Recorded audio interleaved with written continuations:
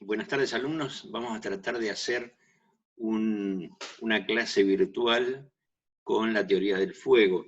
No les aseguro nada que esto salga perfecto, pero vamos a ir por eh, la teoría del fuego y la combustión. Esto es el módulo 1 de la Cátedra de Seguridad 4. Lo primero que nosotros tenemos que saber es que hay distintos tipos de combustión. Esas combustiones pueden ser simplemente por lo que nosotros vemos como fuego, pero en realidad no hay solamente el fuego, sino que hay varios tipos de combustión. Para que se produzca un sistema o un fenómeno de combustión, tienen que darse tres condiciones. Primero tiene que haber algo que se queme, al cual se llama combustible. Ese combustible puede estar de distintos tipos, puede ser gaseoso, como el gas propano, cuando ustedes prenden el mechero de la cocina, puede ser un líquido, como nafta, querosén, un aceite o cualquier otra cosa que se le parezca, alcohol inclusive, puede ser un sólido. Sólido es todo lo que nosotros vemos que tiene forma y que no se dispersa como un líquido o no se esparce en el aire como un gas. Para que se produzca un fuego, nosotros tenemos o necesitamos algo que se queme. Ese algo se llama combustible. Repito, puede ser líquido, puede ser sólido o puede ser gas. Hay algunas cosas más que generan un proceso de combustión donde no son usuales. Por ejemplo, los metales. Los metales tienen, no todos, pero algunos metales como el sodio, potasio, litio, aluminio, uranio, tienen la capacidad de quemarse, de prenderse fuego. Es un fenómeno de combustión muy particular que lo vamos a ver en su momento. Si bien estarían en estado sólido, no entran dentro de la categoría de sólidos. Sólidos son aquellos que generan algún tipo de carbonización. Cuando nosotros quemamos papel, madera o trapo o hasta un plástico, ese sería un combustible sólido, porque lo que queda como residuo, lo que define que el combustible es sólido, es que al finalizar todo el proceso de combustión, lo que me va a quedar es una ceniza, lo que nosotros vemos cuando hacemos un asado, por ejemplo. Ponemos papel, madera, carbón, se prende el fuego, genera una gran cantidad de calor, terminamos de comer y a las 2 o 3 horas lo que nos va a quedar abajo de la parrilla es una cantidad de ceniza. Eso define básicamente lo que es un combustible sólido. Este proceso de combustión en el caso de los sólidos se genera a través de lo que se llama la destilación. En este caso se llama destilación pirolítica. El término pirolítico es el calentamiento de un sólido que va desprendiendo vapores, esos vapores se van quemando, son gases, vapores y humos lo que nosotros vemos, y genera un proceso de combustión. En el caso de los líquidos, lo que generan son vapores, así como el agua de una pava para tomar el mate, nosotros la vemos que al calentarla se va vaporizando el agua. Bueno, en los combustibles líquidos pasa exactamente lo mismo. Se calientan, toman temperatura, cada uno de ellos tiene una temperatura de vaporización particular, y esa vaporización es lo que se va a quemar o lo que se va a prender. No se prende el líquido en sí porque es una masa compacta, no tiene aire disuelto adentro, pero cuando evapora, esos vapores se mezclan con el aire y forman una mezcla que es capaz de encenderse. En el caso de los gases, la vaporización es mucho más sencilla porque los gases en el aire se difunden, o sea, se esparcen rápidamente, se mezclan con el aire y forman una mezcla capaz de quemarse. Ese proceso de combustión o ese combustible necesita de dos cosas más para quemarse, para encenderse. Primero necesita oxígeno, ese oxígeno lo toma del aire. Ustedes saben que el aire tiene un 21% de oxígeno. Si nosotros tuviéramos una atmósfera donde hay más del 21%, el proceso de encendido o de combustión se hace más rápido, más violento, y por ende se queman las cosas más fáciles. De hecho, vuelvo al ejemplo del asado, cuando el carbón y la leña no prenden, lo que hacemos es tomar un diario o alguna cosa y lo sacudimos para inyectarle aire. Es lo que pasa también en una fragua. Cuando en una fragua yo quiero calentar un metal, pongo carbón, lo prendo y luego con una pequeña turbinita que tiene la fragua, le inyecto aire, y esa inyección de aire lo que va a generar es un aumento de temperatura. ¿Por qué? Porque el proceso de combustión se hace más violento, está sobreoxigenado, no se quema con el aire, perdón, con el oxígeno que tiene el aire ambiente, que sería el 21%, sino que yo le estoy agregando cantidad de aire. Teniendo un combustible y teniendo aire, que es lo que vamos a tener en cualquier ambiente, nosotros, yo mismo aquí donde estoy dando clases, tengo combustible, tengo por ejemplo papeles o cosas por el estilo, papeles, plásticos, y esto está rodeado de aire, sin embargo no se prende fuego, necesita algo más.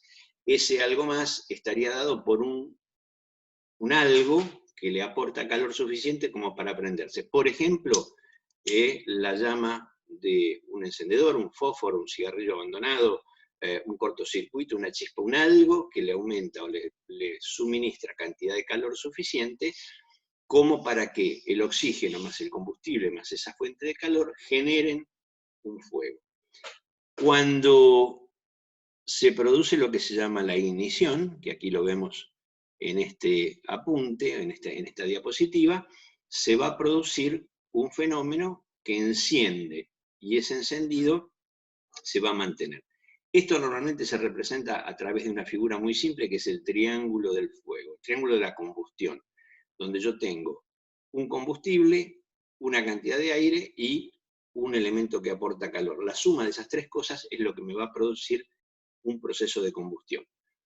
Ahora, puede pasar que, así como yo le acercaba el fósforo, le acercaba el mechero del encendedor, yo quito ese fósforo. Sin embargo, el proceso de combustión continúa. ¿Por qué? Porque aparece un cuarto factor, que es lo que se llama la reacción en cadena. La reacción en cadena es producida la destilación de los productos, se encienden y se va generando un fenómeno de encendido que es continuo. Es una reignición continua. Esa reacción en cadena es lo que nosotros vemos como fuego. El proceso de combustión puede no tener fuego. Por ejemplo, vuelvo al ejemplo del asado.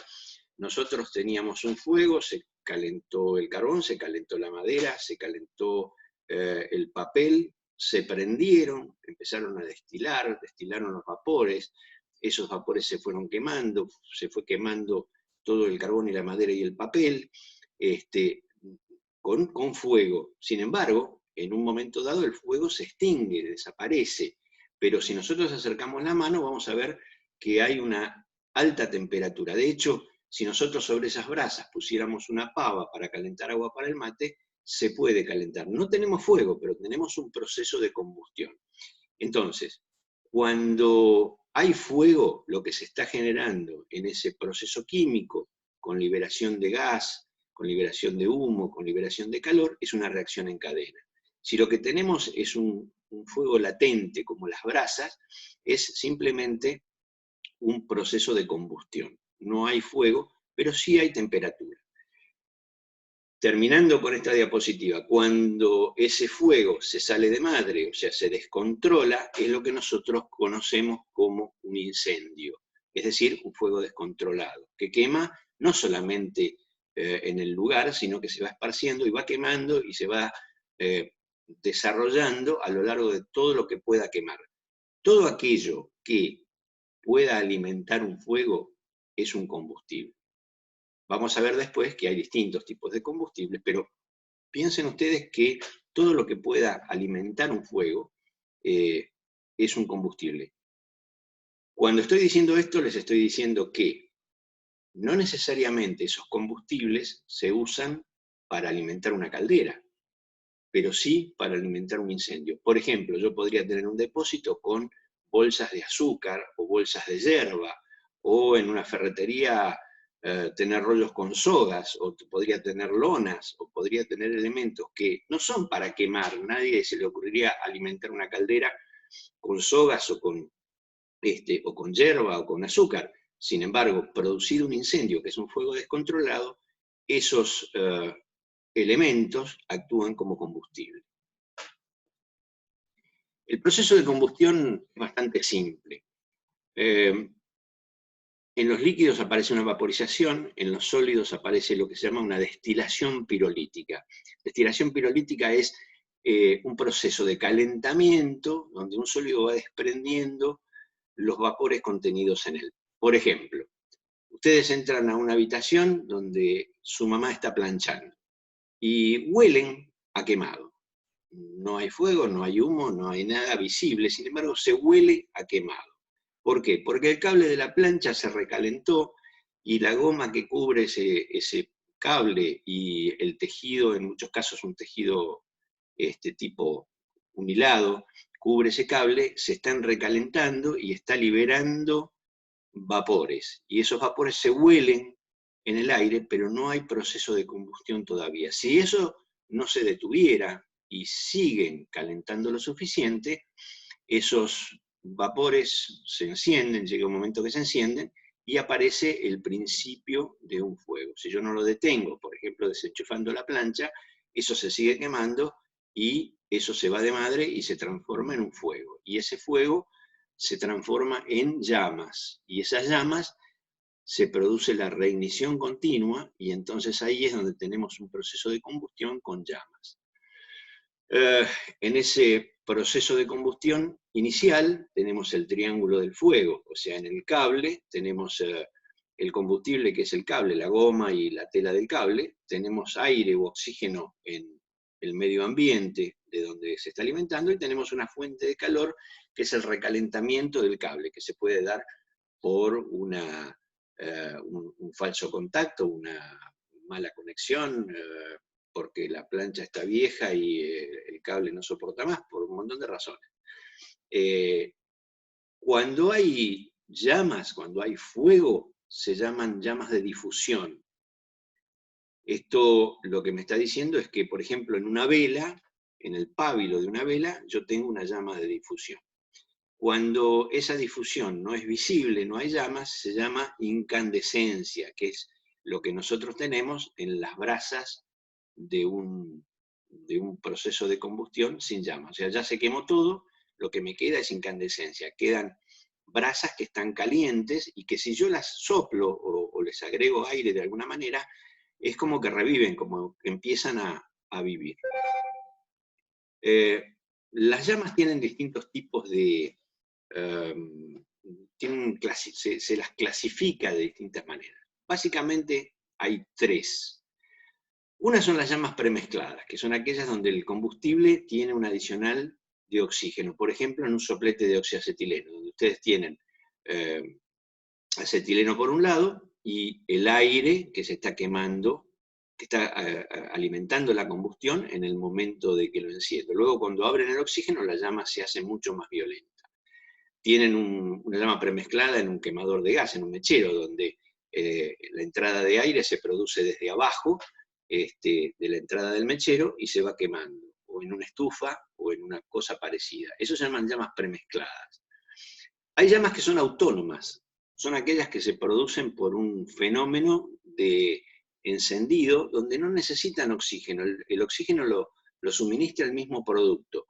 Se puede dar, por ejemplo, en un incendio de nitrocelulosa o alguna cosa parecida, como la cinta de las películas, de las viejas películas de cine, donde la nitrocelulosa tiene el oxígeno en su molécula y alcanza para alimentar el fuego. No necesita aire del exterior, sino que se autocombustionan. Esto también puede ocurrir en los granos, en las semillas, en los silos donde se almacenan granos, podemos tener fenómenos de llama autónoma. Y aparece en tercer caso las llamas de difusión, que es la que vimos recién. Es cuando el combustible aparece por un lado, el aire lo toma del medio ambiente, como en una vela, yo decía, y va difundiendo la llama hacia afuera, como si fuera que algo que se expande, eso se llaman llamas de difusión. Normalmente la llama de difusión está moviéndose en este punto y el oxígeno lo toma del medio ambiente. Las llamas pueden ser de distintos tipos según el origen. Una llama, por ejemplo, aquí tenemos un ejemplo de lo que sería un proceso de combustión en un mechero Bunsen, donde yo tengo una manguerita que me inserta el combustible, puede ser metano, propano, butano, acetileno, hidrógeno o cualquier otro combustible. Tenemos un lugar que tiene unos agujeros, que es por donde entra el aire. Tenemos un cuello o cañito, y aquí tenemos la llama que salió, donde hay un cono interior, que es una especie de llamita muy celeste, donde el proceso de combustión es completo, y tenemos una llama externa, donde el proceso de combustión es incompleto porque quizás no tenga la cantidad de combustible o la cantidad de aire. Aquí en la foto podemos ver tres tipos de llama. Una llama que tiene poco nivel de oxígeno, una llama amarilla, es la que ustedes van a ver en un mechero de casa cuando te quema el fondo de las ollas, cuando se ennegrece el fondo de la olla, es porque el proceso de combustión no es completo. Entonces, le falta oxígeno y el proceso de combustión es incompleto. Lo que va a generar una gran cantidad de humos o de tizne o de ensuciamiento de los elementos. Si yo le aumento el nivel de oxígeno, voy a tener una llama más de color naranja. Si le pongo más oxígeno, la llama se va a hacer celeste y va a ser una combustión completa, como la que tienen o deberían tener en el mechero de la cocina. Y finalmente, si yo le pongo oxígeno puro, voy a tener una llama con un pábilo azul, celeste muy brillante, y un mechero también celeste, donde ya la combustión es completa, donde no tengo un proceso de combustión incompleto como era en la primera llama, donde está amarillo.